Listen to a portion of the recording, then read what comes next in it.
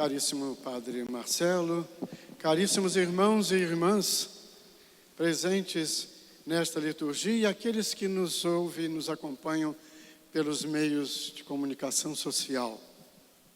Hoje, quantas celebrações, né? Hoje, dia da Bíblia, dia da Palavra de Deus que acabamos de ouvir, último domingo de setembro, porque celebramos neste mês o dia de São Jerônimo, que traduziu a Bíblia para o latim. Estamos no ano da Amoris Laetitia, né, da alegria do amor, que o Papa nos convida a celebrar a família e a alegria do amor. E temos hoje aqui as bodas de um casal celebrando as suas bodas, e o nosso coração se enche de alegria, porque a igreja se alegra com as famílias, com o amor que nelas se vive. E a palavra de Deus hoje nos chama a atenção severamente. E como ouvimos agora no Evangelho, Jesus usa umas expressões muito fortes que nos assusta quando lemos ou ouvimos a palavra de Deus, não é? Mas é preciso compreender o que Jesus quer nos dizer, o que o autor bíblico, ao escrever, nos traz essa mensagem. E a primeira leitura do livro dos Números tem uma ligação direta com o Evangelho que hoje ouvimos de São Marcos. Na primeira leitura nós vimos como que a nossa vaidade, né? O nosso ciúme, porque o que é nosso, o nosso grupinho, nós somos melhores do que os outros. Até Josué, né, que era amigo de Moisés, tantos anos com ele, aprendendo lá, sentiu esse ciúme daqueles dois que não estavam no acampamento, ou melhor, não estavam na tenda, e profetizaram. E ele foi falar com Moisés. Moisés, você está com ciúme de mim? Que dera, quem dera que todo o povo de Deus profetizasse. O que é o povo de Deus profetizar? Todos nós aqui, o padre, eu, vocês, todos nós, no dia do nosso batismo, recebemos esta marca de sermos profetas. E todos nós devemos profetizar. Ah, mas eu não sei falar como Moisés falou para Deus, que ele tinha que falar com o faraó. Não tem problema, quem vai falar não é você. Eu que falarei pela tua boca. Eu direi tudo que você vai dizer. No nosso batismo, nos ritos finais, complementares, a gente diz para o batizando, seja criança ou adulto, a gente diz, né, você foi marcado pelo Cristo e para ser como ele, sacerdote, profeta e rei. Todos nós fomos marcados para sermos profetas e falar de Deus. Não é só o padre ou o diácono. Precisamos falar de Deus, da sua palavra, essa palavra que nos inspira, nos ensina e nos faz chegar à mesa da Eucaristia. São duas mesas, mas elas não estão separadas. Distintamente aqui estão, mas todas têm o mesmo valor, porque elas são uma só. Aqui tem Jesus, que é a palavra, aqui tem o pão, que é Jesus, o vinho, que é o sangue de Jesus. Então, caríssimos irmãos e irmãs, o que a palavra de Deus quer nos dizer? E Jesus depois vai dizer para João, olha, tinha um camarada lá que estava lá expulsando demônio em seu nome, mas ele não é dos nossos, não anda com a gente. Eu mandei ele calar a boca, eu proibi. Jesus, não proibais. Ninguém vai fazer milagre em meu nome para depois falar mal de mim. Quem não é contra mim é a meu favor, disse Jesus. Então, quem não é contra nós é a nosso favor.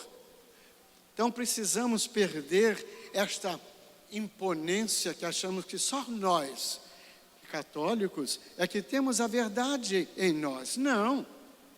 Eu aprendi desde muito jovem que quanta vez Jesus vem, o Espírito Santo vem na igreja buscar um serviço, buscar uma missão e não encontra um coração receptivo. E ele vai buscar lá na outra igreja, porque lá tem gente boa, lá tem santo também. Só não colocam nos altares como nós, mas lá tem santos, gente boa, de coração sincero, que vive a sua fé como aprendeu de seus pais, vive com sinceridade e adora o Deus verdadeiro.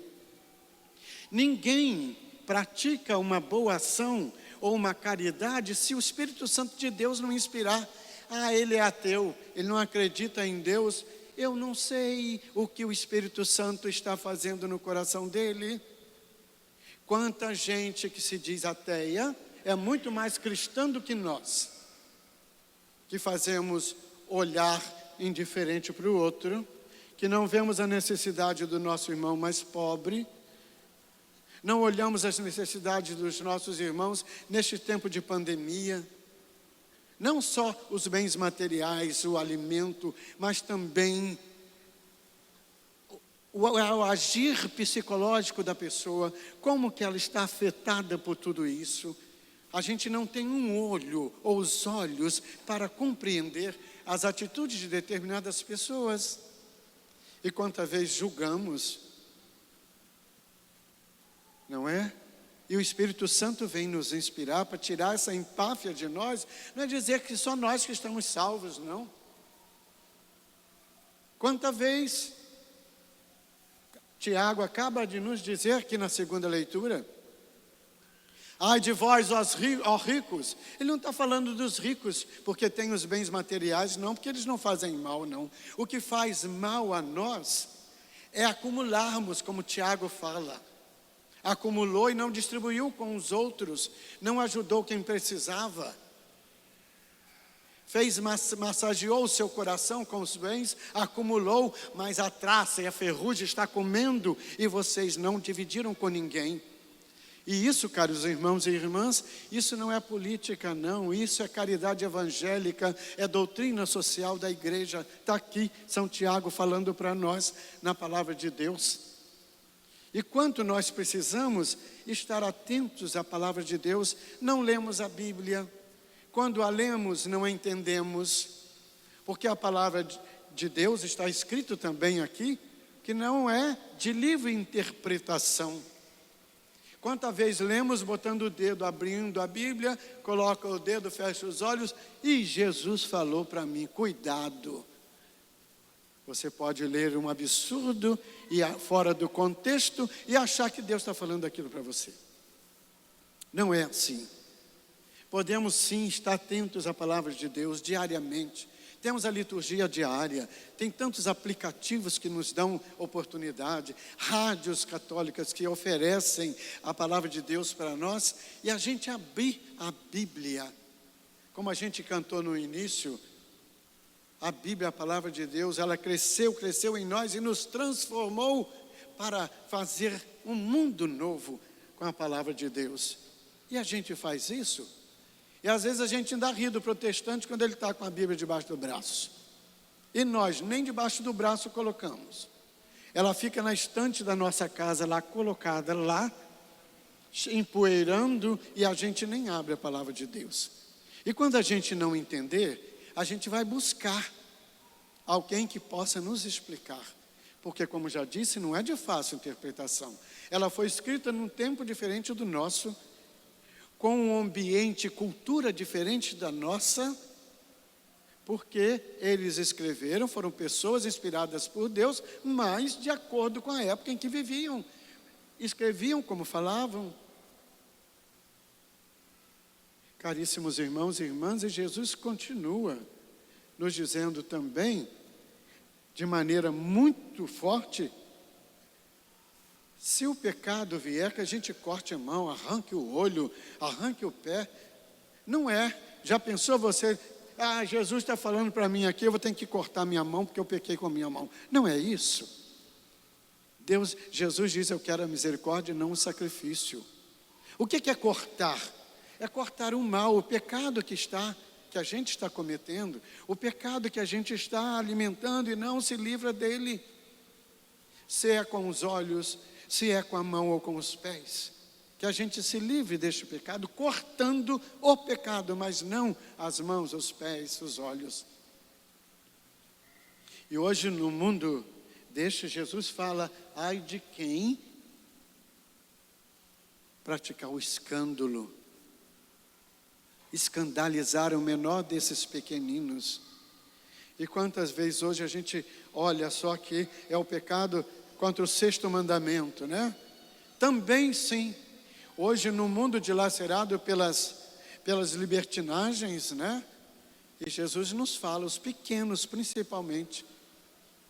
Quanta criança entrou na igreja, fez a catequese, começa a adolescência, vai participar do catecumenato, fazer a sua crisma, depois se decepciona com pessoas da igreja que não vivem de acordo com aquilo que pregam ou que falam, ou que leem na Bíblia, e depois abandonam a palavra de Deus. Quantos abandonam a religião e brigam até com Deus? Quantos? Ai de vós, por causa do escândalo. Olha o que Jesus disse, muito sério isso. É melhor que amarre uma pedra de moinho e se jogue no mar, no rio. Muito sério isso, porque é muito sério o escândalo. Aquele que promove o escândalo. E a gente às vezes vê isso de pessoas da igreja, e a gente até se estremece, né? Porque é um contra-testemunho, mas que não nos leva a estremecer, a compreender que todos somos humanos. Ninguém é santo aqui. Nem o Papa que está lá, chefiando a igreja no mundo inteiro, é santo. Todos somos pecadores, como a palavra de Deus nos diz, só Deus é santo. E a palavra de Deus nos chama à conversão. É preciso que a gente mude os nossos hábitos, mudar o nosso jeito de ser igreja. É preciso que tenhamos um novo jeito de ser a igreja. E tudo isso feito na palavra de Deus. Ela que nos dá o caminho para vivermos intensamente a palavra de Deus. Ou a fé, melhor dizendo. Ela que nos dá o caminho certo para vivermos a nossa fé em Jesus, o nosso Salvador, o nosso Libertador. Quando o apóstolo escreveu o Evangelho, quando Tiago escreveu a sua carta, a igreja já estava caminhando, e eles escrevem porque eles estão vendo o que está acontecendo no meio da comunidade, e é preciso mudar o rumo, a caminhada, o jeito de ser igreja. E o jeito de ser igreja é viver intensamente o amor de Jesus, viver intensamente o jeito de Jesus. Se eu quero seguir Jesus, eu preciso caminhar como Jesus caminhou. Jesus olhava com piedade, Jesus perdoava, Jesus não condenava, Ele não estendia o dedo em riste para alguém, nenhuma vez. Nem quando Ele falava com os fariseus e os doutores da lei, que às vezes Ele falava sério, hipócritas, sepulcros caiados, mas não estendia o dedo. Ele não veio para condenar, mas para salvar. E nós também estamos aqui para ajudar a Jesus a salvar o mundo, a ajudar a igreja a libertar aqueles que estão presos, os espíritos presos. E nós também precisamos pedir ao Senhor todos os dias que nos liberte das escravidões que estão aqui dentro no peito. Elas precisam ser exorcizadas, libertadas. Às vezes a gente fala tanto, né? Que o diabo está aí, o diabo está não sei aonde, o diabo está não sei o quê, que tem que libertar o inimigo, não sei o quê. Tem muitos aqui dentro do nosso peito. Que a maldade, a discriminação, a inveja, o orgulho, a vaidade. Tudo isso está aqui no peito e ele precisa ser exorcizado. Jesus diz que o que faz mal ao homem não é o que entra pela boca do homem, mas é o que sai da boca do homem, porque tudo que sai pela boca, sai do coração. A boca fala, porque o coração está cheio. Que Deus nos abençoe. E a gente ouça sempre a palavra de Deus. E façamos hoje um propósito, saiamos daqui com um propósito de sermos mais assíduos à palavra de Deus, de sermos mais leitores da palavra de Deus, estudiosos da palavra de Deus, e não tenham vergonha de perguntar quando não entenderam. O Padre Zezinho canta isso bonito de Nossa Senhora, né? Porque ela acreditava, mas ela queria saber. E ele canta, que bonita religião, de quem crer mas quer saber. Não podemos mais viver numa religião que não tenha esclarecimento. Por que eu vou à missa domingo? É para não ir para o inferno? Eu tenho que cumprir o preceito? Isso não adiantou nada. Eu vou porque eu amo meu Deus. Eu preciso prestar o meu culto a Ele, porque eu dependo dEle. E Ele me fez um povo junto com todos os meus irmãos para louvá-lo. E uma vez na semana eu preciso estar cantando os seus louvores, porque Ele me ama, porque Ele me quer junto dEle. E eu vou lá. Eu preciso saber qual o destino da minha vida. Tem destino, não tem destino? Tem, é a nossa predestinação eterna. Saímos de Deus e voltarmos para Ele. Se não sair, sim, será a frustração eterna, se não acontecer. Será a nossa solidão de Deus. Não veremos Deus face a face, que o nosso ser anseia. E tudo isso eu preciso saber. Eu estou indo porque minha amiga me convidou, agora eu estou frequentando. Mas por quê? O que tocou em mim? Aceitou Jesus por quê? Quem é Ele? É isso, caríssimos irmãos. Neste 26º domingo do tempo comum, o Senhor nos chama a nos alegrar com a nossa família, com o casal que está aqui das bodas, alegrar porque temos Deus conosco e sermos gratos. A gratidão é um ponto importante da nossa vida. Agradecer a Deus porque Ele nos chamou, Ele nos quer. Como nos escreve São Paulo, aquele que Ele predestinou, Ele amou. Os que Ele amou, Ele glorificou. O que glorificou, Ele santificou. Isso Ele fez tudo por nós. Nós não merecemos, mas Ele faz para nós. Que sejamos gratos, amigos de Deus, profetas do novo tempo. Amém.